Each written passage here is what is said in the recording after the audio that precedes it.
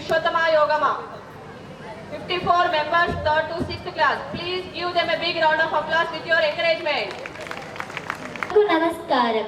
లోక సమస్త సుఖినో భవంతు అంటూ లోకానికి మంచి చేయడం కోసం జన్మించిన అవతార పురుషులను, మహారుషులను, మహానుభావులను తలుచుకుంటూ వారు చేసిన మహోపకారానికి కృతజ్ఞత తెలుపుతూ వారి జ్ఞాపకాలను గుర్తు చేసుకుంటాం.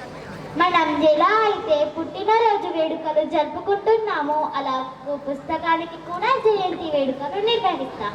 ఇలా ప్రపంచంలో ఏ ఇతర మృత గ్రంథాలకు కూడా లేదు. ఆ పుస్తకమే భగవద్గీత. లోకానికి గీత వలన జరిగిన మహోపకారానికి గుర్తుగా గీతా జయంతి జరుపుకుంటాం. మార్గశిర మాసంలో శుక్ల ఏకాదశిని గీత ఉద్భవిస్తుంది. అందువలనే మనం ప్రతి సంవత్సరం ఆ రోజునే గీతా జయంతి వేడుకలు జరుపుకుంటాం. భగవద్గీత అంటే భగవంతుడు పాడిన పాట మరియు సందేశం.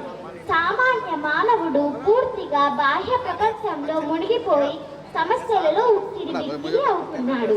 అతడు అందులో నుంచి బయటపడి గట్టెక్కి తరించడానికి భగవద్గీత 18 మెట్లు చూపుతుంది. 18 మెట్లు అనగా 18 అధ్యాయాలు. ఇందులో 700 శ్లోకాలు ఉన్నాయి. షట్సారం భారతం పంచమ వేదం.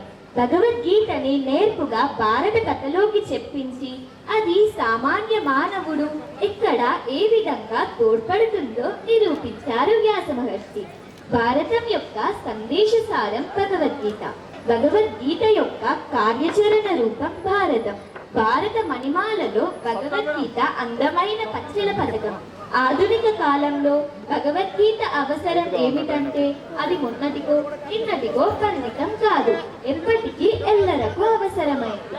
సత్యాన్ని దర్శింపచేస్తుంది, గురువులా ఉద్బోధిస్తుంది. సముద్రంలో అలలు ఎంత సహజమో మన జీవితంలో కష్ట నష్టాలు అంతే సహజం.